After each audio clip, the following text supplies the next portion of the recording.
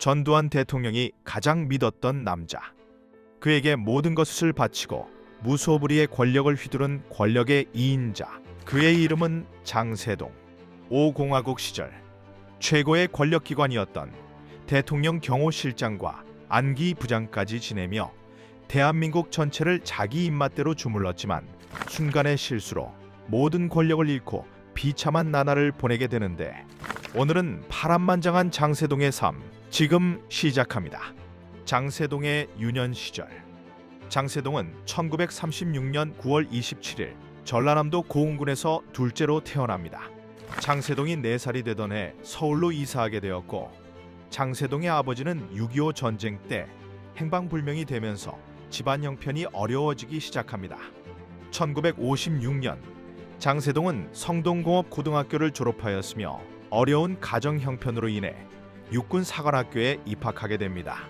1960년 육군사관학교를 16기로 졸업하여 임관된 그는 군대 내 사조직인 하나회에 가입하게 됩니다. 하나회는 영남 출신 군인들이 주축인데, 호남 출신인 장세동이 가입한 것을 보면 장세동의 실력은 꽤나 훌륭했다는 걸 알 수 있습니다. 이렇게 하나회에 가입한 장세동은 머지않아 자신의 죽은 전두환을 만나게 되는데, 장세동과 전두환의 만남. 장세동은 1965년 전투부대인 맹호부대 일진으로 최초로 월남에 파견됩니다. 그리고 장세동은 작전 수행 중 베트콩의 기습으로 인해 오른쪽 어깨에 관통상을 당하게 됩니다. 그를 발견한 위생병이 응급치료를 하려고 하자 장세동은 권총을 빼들고 이렇게 말했었죠. 부상당한 다른 부하들을 먼저 치료해라. 나는 제일 마지막에 치료를 받겠다. 자신의 몸보다는 부하를 먼저 생각하는 그의 일화는 국내에서도 대서특필될 정도로 화제가 되었고, 이 소식을 전두환이 듣게 됩니다.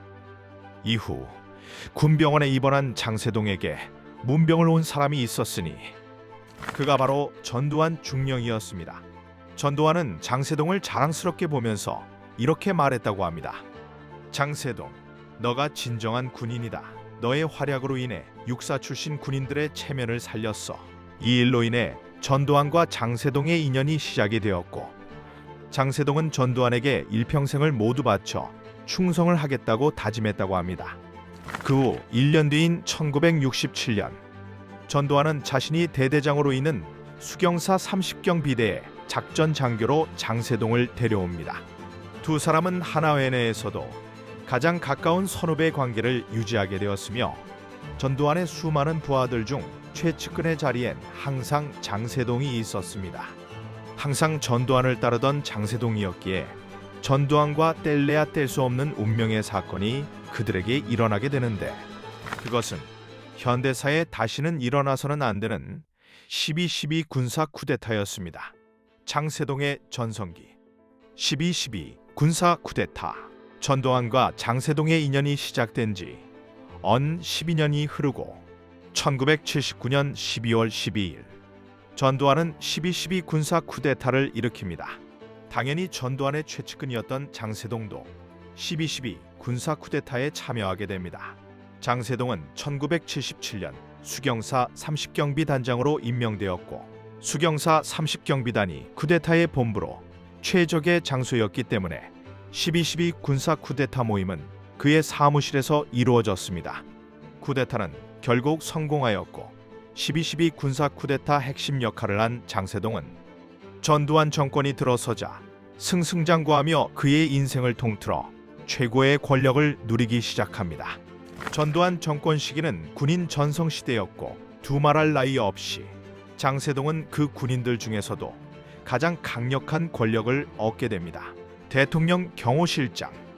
장세동은 전두환의 5공화국이 시작되면서 바로 소장으로 진급을 했고, 1981년 현역 장군 신분을 유지한 채 제3공수 특전 여단장에서 대통령 경호실장으로 임명되었습니다. 경호실장 임명 과정에서 특이한 일화가 있는데, 전두환은 장세동에게 임명 내용을 낭독하라 한 뒤 선서를 전두환 본인이 하였습니다. 임명권자인 대통령이 경호실장을 임명하는 방식이 아니라 경호실장이 대통령으로부터 선서를 받은 것이었습니다. 전두환은 자신의 생명을 지켜주는 경호실장이니 경호실장으로부터 임명 낭독 내용을 들으며 자신이 직접 선서를 하고 싶었다고 하였습니다. 장세동은 대통령 경호실장에 재직한 당시 심기경호라는 신조어를 만들게 되는데, 심기경호란 대통령 경호가 단순히 신변만을 보호하는 업무를 넘어 대통령의 심기까지 편안케 해야 한다는 뜻으로, 대통령의 마음이 편안해야 국정도 잘 되니 대통령의 심기까지도 경호해야 한다는 것이었습니다. 장세동은 이와 같은 심기경호를 주장하며 몸소 직접 실천까지 했습니다. 먼저 술과 담배, 심지어 좋아하던 테니스까지 끊었습니다. 그리고 배탈이라도 날까봐 식사량까지도 줄였습니다. 또한 각하께서 산책하다 돌부리에 걸리면 심기가 불편해질 수 있다며 도로 평탄화 작업을 지시하였고, 그것마저도 성에 안 차 산책로에 쌓인 새똥까지 녹여낼 수 있는 약품을 개발하라는 지시까지 내린 바 있습니다. 또한 장세동은 전두환이 청와대 관저에서 직무를 보고 있다면 그 시간이 낮이든 밤이든 퇴근도 하지 않고 자신의 주군인 전두환을 위해 구두끈조차 풀지 않은 채 24시간 대기하였습니다. 전두환이 찾으면 즉시 머리 손질을 하고 전두환이 쓰는 것과 똑같은 향수를 뿌리고 위도 양 호주머니에는 지도와 메모용 수첩을 반드시 지참하였습니다. 이 정도로 세심하게 경호 업무를 수행한 이유는 깔끔하고 단정한 외모로 전두환의 심기를 편안하게 하기 위해서였고, 또한 업무 수행 중 전두환이 물어볼 때 즉시 대답하기 위해서였다고 합니다. 이렇게 지나친 수준의 행동은 술자리에서도 이어졌는데, 술자리에서도 장세동은 전두환 대통령 곁을 지키며 모든 말을 기록하였고, 이 모습을 본 전두환이 "너 때문에 술맛이 떨어진다" 라며 핀잔을 줬다는 일화도 있습니다. 안기부장. 1985년 2월 전두환은 장세동의 그간 행동을 보고 당시 최고의 권력 핵심 기관인 국가안전기획부장에 장세동을 임명하게 됩니다. 이 파격적인 인사조치로 인해 장세동은 노태우, 노신영과 함께 후계자로 주목받았으며, 당시 검찰과 사법기관까지 벌벌 떨게 만들던 국가안전기획부의 위상을 생각하면 사실상 정권의 가장 신뢰를 받는 지위였습니다.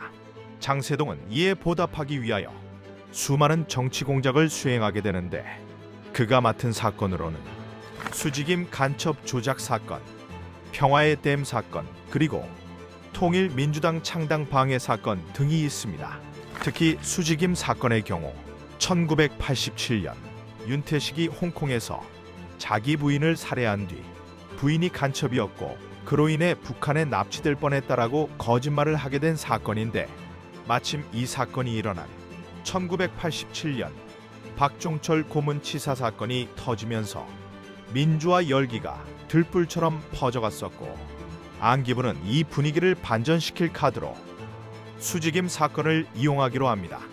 안기부에서는 이 사건을 정치적으로 이용하기 위해 사건을 조작하였고, 당시 홍콩 현지 조사의원들이 신빙성을 의심했지만 안기부는 아랑곳하지 않고 기자회견까지 진행하였습니다. 심지어 윤태식이 자신이 거짓말했다는 자백까지 했지만 안기부는 수직임의 가족을 불러다 간첩임을 자백하라고 강요합니다. 그리고 당시에 이 사건 조작을 주도하고 은폐를 지시한 사람이 바로 장세동 안기부장이었습니다. 하지만 수직임 사건 조작에도 불구하고 장세동은 박종철 고문치사 사건의 여파로 결국 안기부장에서 물러나게 됩니다. 여태껏 천하를 호령하던 장세동, 지금부터 그의 앞길은 기나긴 시련만이 그를 맞이하게 되는데, 오공청문회와 3번의 징역. 먼저 장세동은 오공청문회에 소환되게 됩니다. 그리고 청문회에서 그는 사나이는 자기를 알아주는 사람에게 목숨을 바친다. 역사의 수레바퀴에 내가 깔려 죽더라도 각하에게는 절대 피해를 입히지 않겠다 라는 말을 남기게 됩니다. 당시 그가 했던 말은 언론에 대서특필이 되고 그의 발언은 순식간에 국민들에게 전해졌습니다. 이 당시 국민들의 반응은 극명하게 엇갈렸는데, 일부 국민은 노태우의 측근은 대부분 미국행 비행기를 타고 도망쳤던 것에 반해 장세동은 끝까지 의리를 지키는 것을 보고 전두환은 정말로 인복이 있는 사람이다. 저런 사람이 진짜 사나이지 라며 장세동과 전두환을 높이 평가하기도 했습니다. 하지만 대부분의 국민들은 장세동은 반성할 줄 모르는 신군부의 잔재라며 강도 높게 비판을 했습니다. 장세동은 수많은 인권을 유린한 정부의 꼭두각시이자 독재자인 전두환에게 맹목적인 충성을 하는 개만도 못한 자라고 비판을 하기도 하였습니다. 그리고 장세동은 3번의 수감 생활을 하게 됩니다. 첫 번째는 1989년 이래재단 설립비용 모금과 관련한 직권남용 혐의였습니다. 그는 1심에서 징역 10개월을 선고받았으나 곧 보석으로 석방되었습니다. 두 번째 구속은 1987년 통일민주당 창당을 방해했던 이른바 용파리 사건을 배후에서 조종한 혐의였죠. 당시 장세동은 용파리 사건에는 나 이상의 배후가 없다는 말을 남겨 또 한 번 화제를 일으켰습니다. 이 말은 자신이 최종 책임자라는 뜻이기도 했지만 동시에 전두환을 보호하려는 의도였기 때문입니다. 석방된 후 장세동이 가장 먼저 한 일은 무엇이었을까요? 그는 곧바로 전두환 전 대통령을 찾아가 각하 휴가 잘 다녀왔습니다 라고 보고하는 것이었습니다. 이 일화는 장세동의 충성심을 보여주는 사례로 자주 인용되었습니다. 한편 일각에서는 이런 의문을 제기하기도 했습니다. 장세동의 충성심 뒤에는 전두환이 주었던 돈이 충성심을 강화하는데 한몫을 하지 않았냐는 것이죠. 그리고 마지막 3번째 구속은 1996년에 찾아왔습니다. 김영삼 정권의 역사 바로 세우기 재판에서 내란 혐의로 기소된 것입니다. 이때 장세동은 이렇게 회고했습니다. 3번째 감옥에 갈 때는 가족들에게 정말 미안했습니다. 아이들이 한창 민감한 나이여서 마음고생이 컸을 텐데 꿋꿋이 버텨주고 이해해준 가족들이 너무 고마워요. 장세동은 이 재판에서 징역 3년 6개월을 최종 선고받았습니다. 전두환 대통령과의 관계 악화, 영원할 것만 같았던 장세동과 전두환의 관계는 한 사건으로 흔들리게 되는데 그 사건은 다름 아닌 장세동의 대통령 선거 출마였습니다. 2002년 대통령 선거에 장세동은 출마를 결심하게 됩니다. 당시 유력한 후보로는 이회창 후보와 노무현 의원이 있었습니다. 장세동의 지지율은 이때 2%에도 미치지 못했기 때문에 많은 의문을 낳았고 특히나 출마 선언 직후에는 50 세력이 재집결하는 것이 아니냐는 추측이 난무하기 시작했습니다. 그리고 이 당시 세간을 놀라게 한 것이 있었는데 그것은 바로 장세동이 신고한 재산이었습니다. 장세동은 38억 원대 재산을 신고하였는데 이 금액은 대선 후보들 가운데 가장 많은 재산이었습니다. 현금만 25억을 가지고 있었고 나머지는 장세동 명의의 서울 연립주택 7억 원, 부인 명의의 경기도 아파트 2억 원이었습니다. 장세동은 대선 출마 이유를 묻는 기자들의 질문에 이렇게 대답을 했습니다. 저는 육사 출신이며 나라에서 길러준 사람으로서 국가에 대한 책무에 대해 누구보다 잘 알고 있습니다.